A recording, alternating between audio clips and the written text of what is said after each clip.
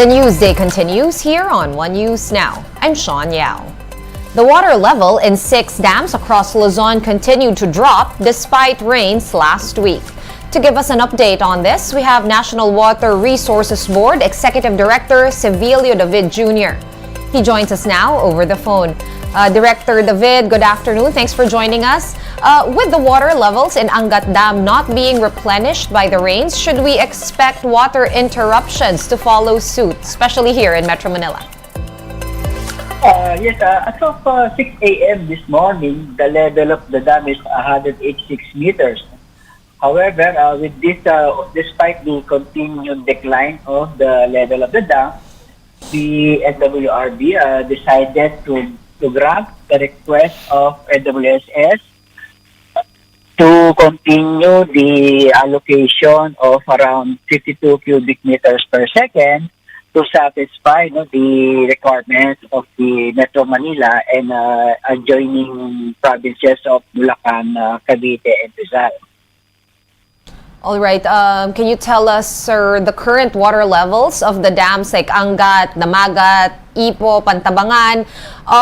Will these dams still be able to supply water for irrigation and for, of course, residential and commercial use? And how much? Yeah, for currently, for the Angat Dam the allocations or releases from the dam is now satisfying the full requirement, both for municipal and domestic supply for Metro Manila, as well as the irrigation requirement for Bulacan and Pampanga. And the other dams, currently, they're also experiencing some decline in their level. But we believe it is also currently addressing the requirement of irrigation. And right now, we are looking into this rainy season between July to September as an opportunity to recharge the dams in time for the onset or the possible effect of El Nino by the latter part of the year and early next year. All right, Director David, we all know that this 52 cubic meters per second water allocation for both Maynila and Manila Water, this ends on June 30 or in just about 2 weeks. What happens after that? Will we have to suffer water interruptions maybe in some concession areas? Or is there a possibility that this higher allocation of 52 cubic meters per second will be extended? This will now depend on what will this normal rainy season will bring to as far as the recharge of our dams. However, if the situation will not be that favorable, as far as the recharge of the dam is concerned, I believe I think right now we have to start considering on how we can sustain the requirements for Metro Manila, particularly up to the end of this year, and of course to include early next year, with this effect of El Nino.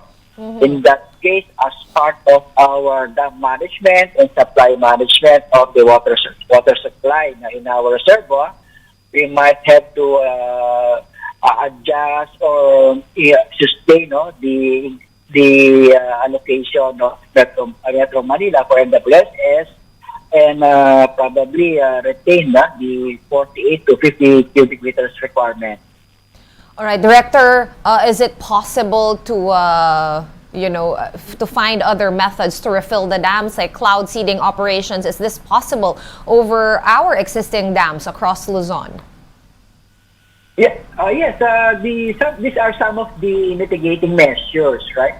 Because the cloud seeding operation is always being considered. However, I think at this time it is not that favorable to conduct the cloud seeding operation because it's the rainy season. Mm-hmm. And we have to look at other options on how to recover some additional water which are not directly required from Angat Dam, such as the utilization of the water treatment facilities in which are now situated in Laguna Lake as well as some areas in Cavite and Marikina River. And likewise, we have also discussing this with the NWSS, to accelerate or to improve their activities as far as recovery of water which are being lost through leaks in their system.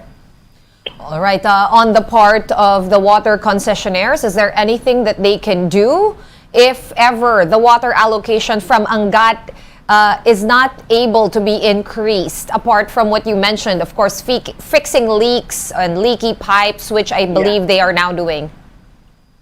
Yes, I think while doing that, I think what they can also do is try to improve, continuously improve their system and recover some additional raw water, and likewise to intensify the what we call this, the water conservation efforts, and probably some campaign, and improve campaign on to improve the water conservation efforts of the public. And I think in some areas, where in a lot bigger areas are also some have issues as far as recovery of their water supply. They can provide some assistance in that respect. All right, thank you. Looks like we all have to do our part in terms of water conservation. Thank you so much for taking our call this afternoon. NWRB Executive Director Sevilla David Jr. on the phone. Thank you, sir. And public health advocates and consumers have jointly launched the Bantay Contra Trans Fat Network. The group aims to monitor the compliance of food manufacturers to the administrative order issued by the Health Department back in June of 2021. Under the AO, food manufacturers were given 2 years to remove trans fat from the ingredients of their pre-packaged and processed items. The network will also launch a messenger hotline and resource center where the public can report possible violations of manufacturers. We have more stories coming your way after this quick break. Keep it here on One News.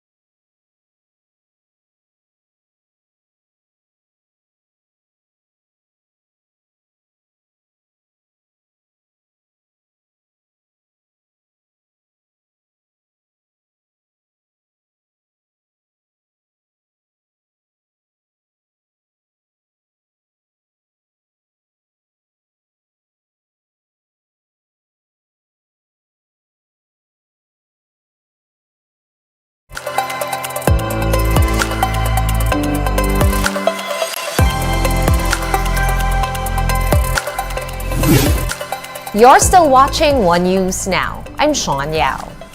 After almost 4 months, recovery efforts from the oil spill off Nauhan, Oriental Mindoro have finally been completed. Philippine Coast Guard spokesperson Armand Malilo made the announcement on Saturday.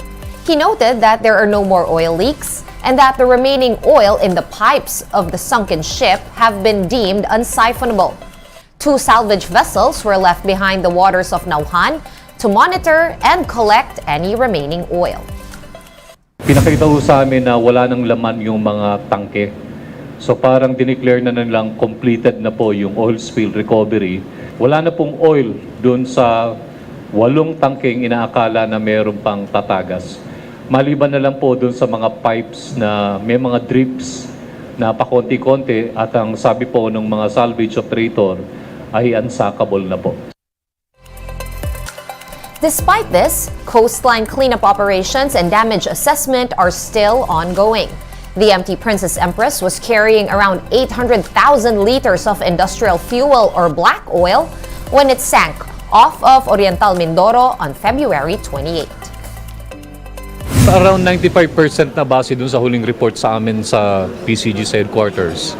But ang sabi ko nga sa inyo, hindi pa namin siya ma-declare totally na completed na dun sa shoreline.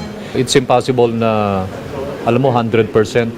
Kasi from time to time, merong mga oil na nakikita. At ganyan naman din kahit yung ibang mga oil spill na nangyari sa Pilipinas at sa ibang mundo, sa ibang panig ng mundo. From Oriental Mindoro, we head on over to Cavite, where the government is getting the children into calamity preparation as the province continues to grapple with massive flooding during typhoons. Laila Pangilinan with the story. Severe flooding has become a real threat to some Cavite areas, with the province having low-lying towns that are prone to high tide, heavy rains, and strong typhoons. This is why the DOST Pagasa is drumming up risk mitigation measures through seminars. This time, the government is starting them young, bringing calamity preparation education to grade 5 students of the Aguinaldo Elementary School in Kawit, Cavite.